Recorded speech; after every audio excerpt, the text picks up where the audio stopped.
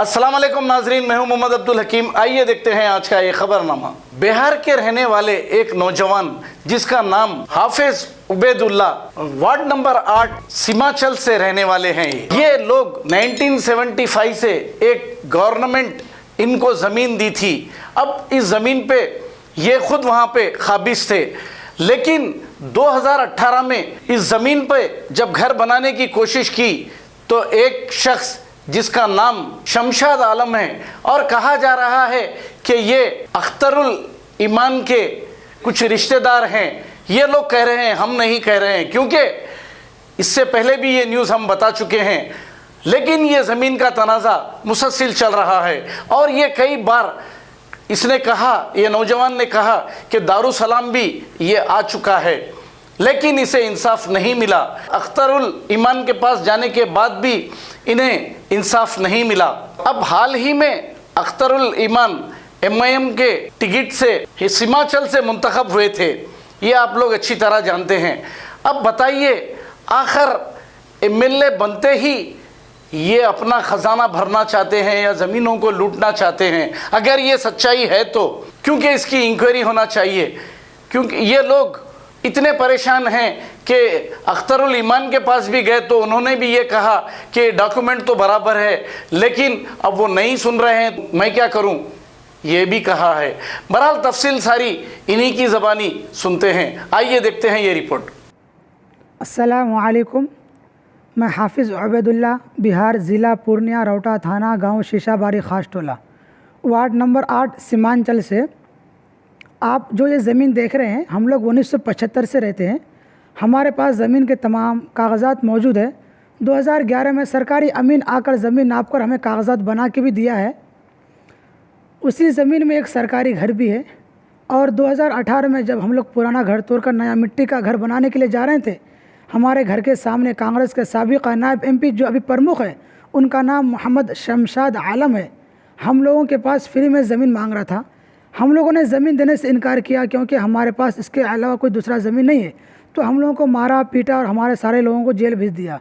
हम लोग थाना में 4 से 5 मरतबा आवेदन दे चुके हैं। सेव साहब, शाही साहब, वीडियो साहब, हर किसी का कहना है कि ज़मीन के तमाम कागजात तो बिल्कुल सही है, मगर हम लोग मजबूरी के तहत आपका फ़ैसला करके नहीं दे पा रहे हैं, इसलिए कि हमें शमशाद आलम ने मना किया है। हमारे समाजी लोगों का और हमारे पड़ोसी लोगों का कहना है कि मोहम्मद शमशाद आलम जो अख्तरुल ईमान साहब का जो भांजा है, बहुत कमीना और घटिया इंसान है। हम लोग बचपन से देखता आ रहे हैं कि वो बहुत से लोगों की ज़मीन हड़पने में उसे नाकामयाबी मिली है।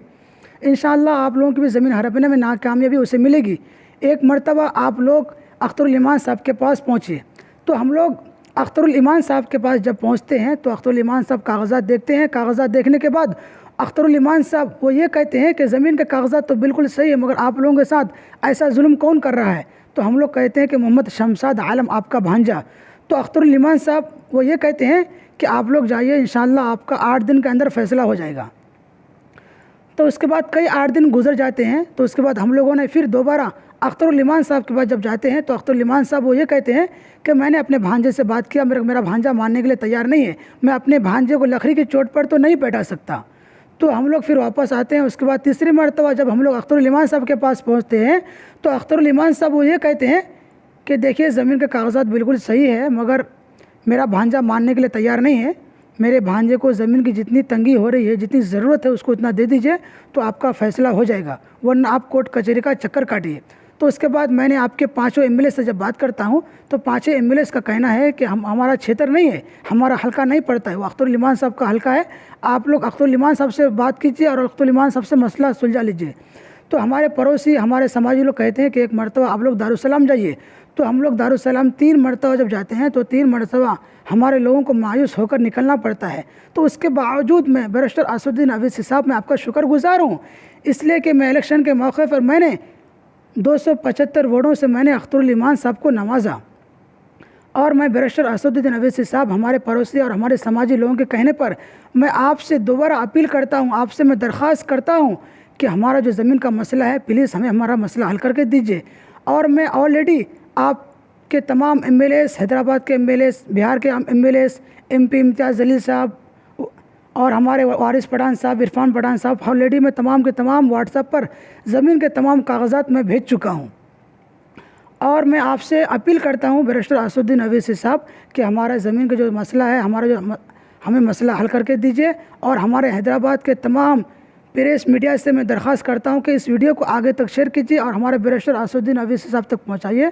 बैरिस्टर असदुद्दीन अवैसी साहब, मैं आपका शुक्रगुजार हूँ। जर्मनटन हॉस्पिटल, ऑर्थोपेडिक से मुताल्लिक हर मरीज यहाँ शिफायाब। बैनुल-अक़वामी शोहरत याफ्ता और इनाम याफ्ता doctor Mir Jawad Zar Khan, senior orthopedic surgeon, advance operation theatre, ICU, digital x ray, laboratory, physiotherapy, pharmacy, sharing और प्राइवेट रूम्स, लेडी डॉक्टर्स और डॉक्टर अर्जुमन सुल्ताना गैनाकोलॉजिस्ट की खिदमात हासिल। वाजबी फीस और मुकम्मल सहूलियात से हजारों मुतमईन। एम्बुलेंस से आरास्ता Germanton orthopedic hospital, pillar number 150, Attapur, Hyderabad. अगर हमारी न्यूज़ आपको पसंद आई है तो सबसे पहले शेयर कीजिए, लाइक कीजिए, फिर ख़ास तौर पे हमारी रिक्वेस्ट ये है कि सब्सक्राइब करना ना भूलें। 7H न्यूज़, आपकी आवाज़।